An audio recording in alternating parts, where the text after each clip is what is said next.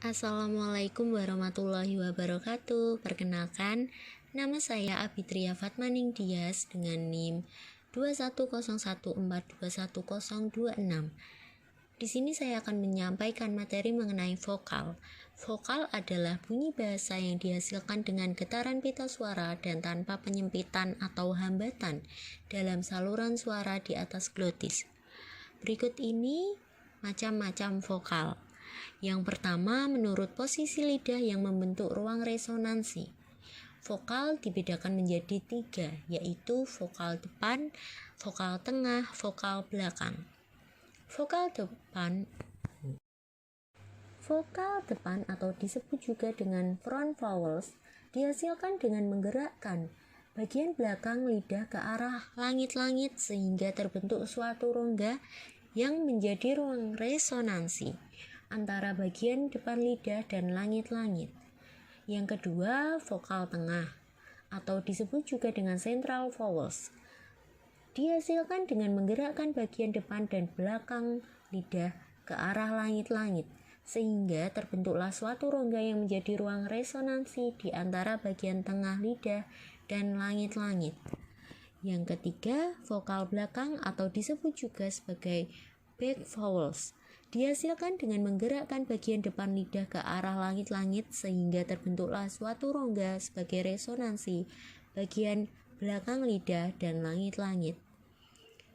Yang kedua, menurut posisi tinggi rendahnya lidah, vokal digolongkan atas.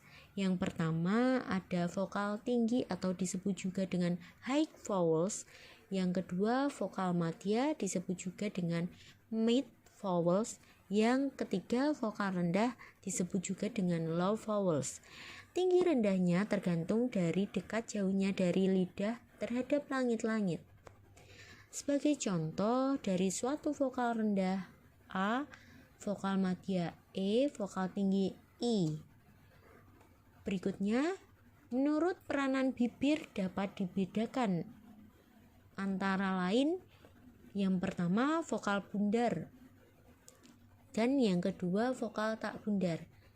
Contoh dari suatu vokal tak bundar I, bila vokal tersebut dibundarkan menjadi U.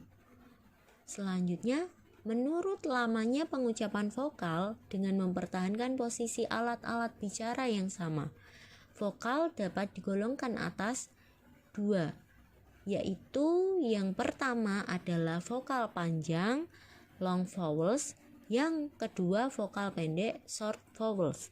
Lamanya itu sendiri disebut dengan kuantitas atau quantity. Yang kelima ada menurut peranan rongga hidung vokal dibedakan antara lain yaitu ada vokal sengau atau nasal vowels. Sengau atau nasal terjadi bila jalur udara dihambat di daerah artikulasi namun udara berhasil keluar melalui hidung. Yang kedua vokal mulut atau vokal oral vowels.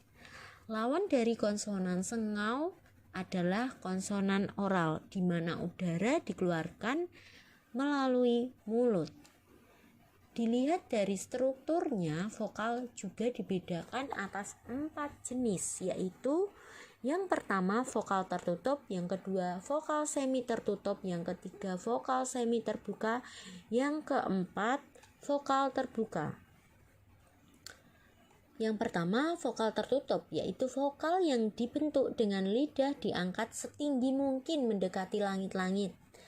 Yang kedua, vokal semi tertutup, vokal yang dibentuk dengan lidah diangkat dalam ketinggian sepertiga di bawah tertutup atau 2/3 di atas vokal terbuka. Yang ketiga, vokal semi terbuka, yaitu vokal yang dibentuk dengan lidah diangkat dalam ketinggian sepertiga di atas terbuka atau 2/3 di bawah vokal tertutup. Yang keempat, vokal terbuka, yaitu vokal yang dibentuk dengan lidah dalam posisi serendah mungkin.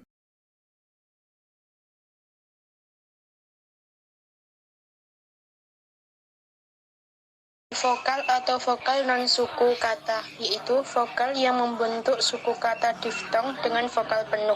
Artinya, mereka seperti suara vokal yang tidak membentuk konten dari suku kata atau mora. Mereka bukan anggota yang sangat menonjol dari suku kata.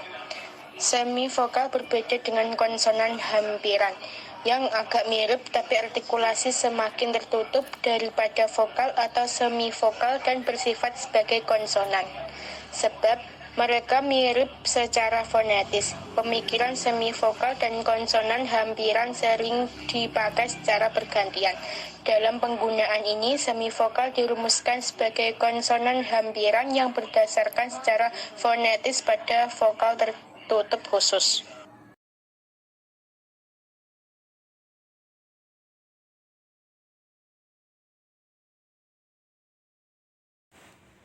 Diftong. Diftong adalah dua vokal yang berurutan yang diucapkan dalam satu embusan napas atau denyutan napas pada waktu pengucapannya. Ditandai oleh perubahan gerak lidah yang berfungsi sebagai inti suku kata. Contoh dari diftong: 1.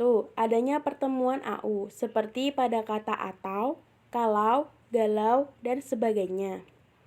Ada pula AI dalam kata balai dan sebagainya. Diftong sering dibedakan menurut perbedaan tinggi rendahnya dari unsur-unsurnya, yaitu antara diftong yang naik dan diftong yang turun. Dalam bahasa Indonesia hanya ada diftong yang naik, karena diftong yang turun terdapat dalam bahasa Inggris. Pengertian asimilasi. Asimilasi ialah saling pengaruh yang terjadi antara bunyi berdampingan, bunyi kontinu, atau antara yang berdekatan tetapi dengan bunyi lain di antaranya dalam ujaran bunyi diskret. Contoh asimilasi fonetis yaitu bunyi T dalam bahasa Inggris yang biasanya diucapkan secara apikoalveolar tetapi bila terdapat sebelum bunyi S, maka menyesuaikan diri dengan artikulasi lamino-alveolar S menjadi lamino-alveolar T dalam kata stop. Contoh yang kedua yaitu kata Inggris butler. Pengucapan bunyi T adalah apikoalveolar, jadi lidah menyentuh lengkung kaki gigi dan terucap bunyi L. Menurut letak bunyi, asimilasi dibagi menjadi dua, yaitu asimilasi progresif. Asimilasi progresif yaitu bunyi yang diubah terletak di belakang bunyi yang mempengaruhinya. Contohnya, dalam bahasa Jerman mit der Frau, diucapkan mit der Frau. Bunyi D pada kata der berubah menjadi bunyi T sebagai akibat dari pengaruh bunyi T pada kata mit yang ada di depannya. Yang kedua, asimilasi regresif, yaitu bunyi yang diubah terletak di muka bunyi yang mempengaruhinya. Contohnya berubahnya bunyi P menjadi bunyi P pada kata Belanda op de week. Terima kasih.